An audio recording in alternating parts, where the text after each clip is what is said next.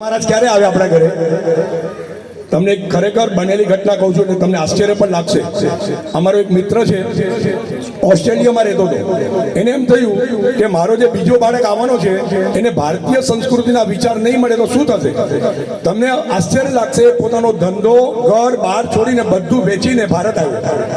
અને જ્યારે બીજો બાળક આવવાનો હતો ને ત્યારે એ બેને છત્રપતિ શિવાજી મહારાજના પુસ્તકો વાંચીને ઘૂંટીને પી લીધા.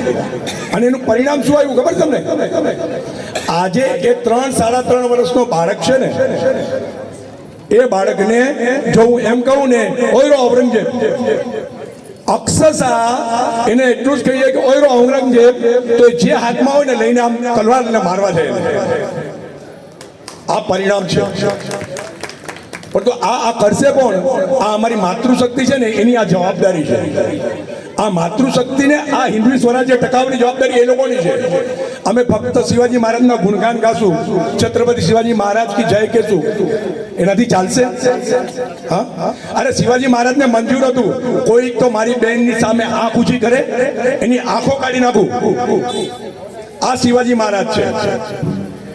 હું જ્યાં રહેતો હોઉં, હું શિવાજી મહારાજનો માવડા હોઉં, અને મારી સામે કોઈ બેન દીકરીઓની છેડતી કરે, એની તાકાત છે. હાથ પગ કાપી નાખું. આ હિંમત જો નિર્માણ થતી હોય ને તો છત્રપતિ શિવાજી મહારાજ કી જય.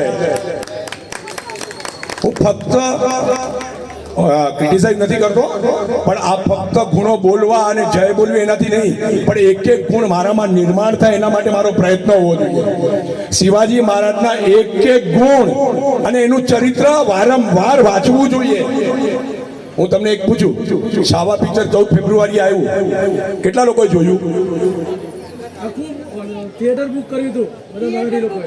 તમે જુઓ, આ છત્રપતિ સંભાજી મહારાજ ધર્મ માટે પ્રાણ આપી દેનાર, એક અંગ કાપી નાખ્યું.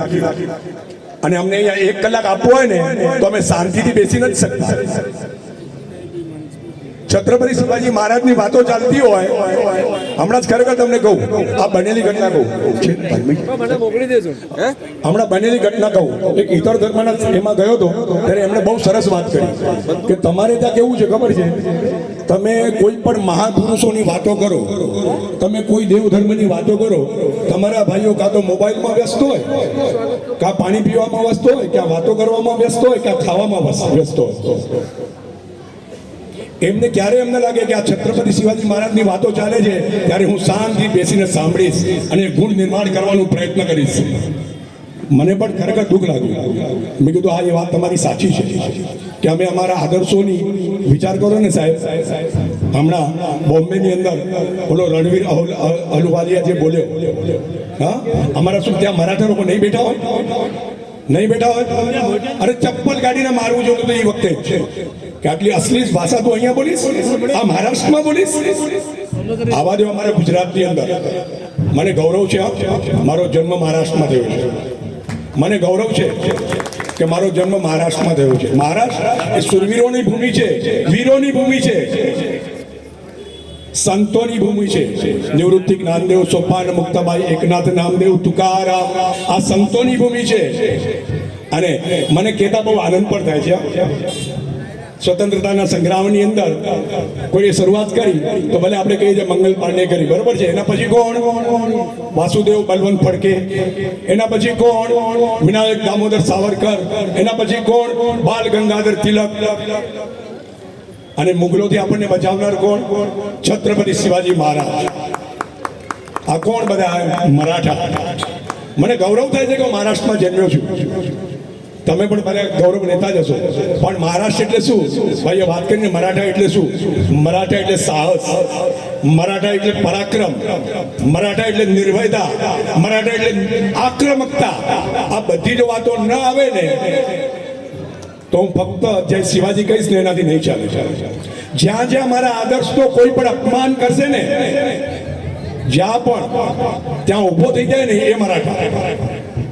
અહીંયા બધા ધર્મના લોકોને આવેલા છે. હું ખરેખર તમને અહીંથી વિનંતી કરું છું કે તમારા સમાજની અંદર પણ ક્યાંય પણ ભગવાનના નામે વલ્ગર ગીતો ઉપર નાશ થતો હોય ને તો એ બંધ કરજો.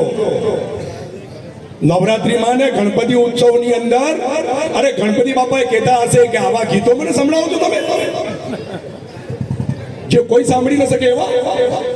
નવરાત્રીમાં માતાજી રડતા હશે અને અમે કહીએ કે અમારી હિન્દુ સંસ્કૃતિ આ જો નહીં થાય ને તો અમારી હિન્દુ સંસ્કૃતિ ટકશે નહીં. સમય ઓછો છે. છેલ્લે અમે લોકો શિવનેરી શાખાની અંદર જે પ્રતિજ્ઞા લઈએ છીએ એ પ્રતિજ્ઞા હું તમારી આગળ લેવડાવીશ. આજના દિવસે તો ચોક્કસ લેવડાવીશ અને મને હક છે કે આજે આ પ્રતિજ્ઞા હું તમારા આગળ લેવડાવું. પણ એ પ્રતિજ્ઞા છે ને બધાએ છે ને ઊભા થઈને લેવાની છે. થશો બધા ઊભા? શિવાજી મહારાજ માટે ઊભા થવાનું છે અને હું બોલાવું ને એ બોલવાનું છે.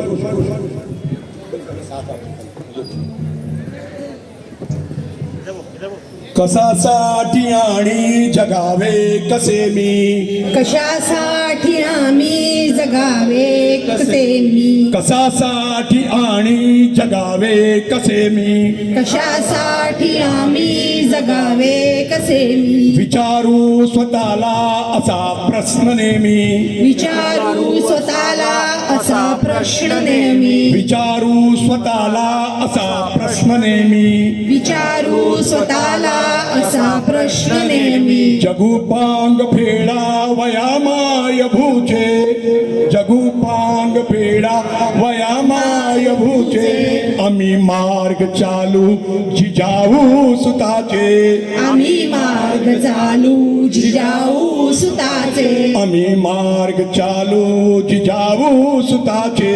आम्ही मार्ग चालू जिजाऊ सुताचे, હાથ આગળ કરીને પ્રતિજ્ઞા લ્યો. ધર્મ માટે લડીશું, કર્મ માટે લડીશું, ધર્મ માટે લડીશું, ધર્મ માટે લડીશું, સંસ્કૃતિનું જતન કરીશું.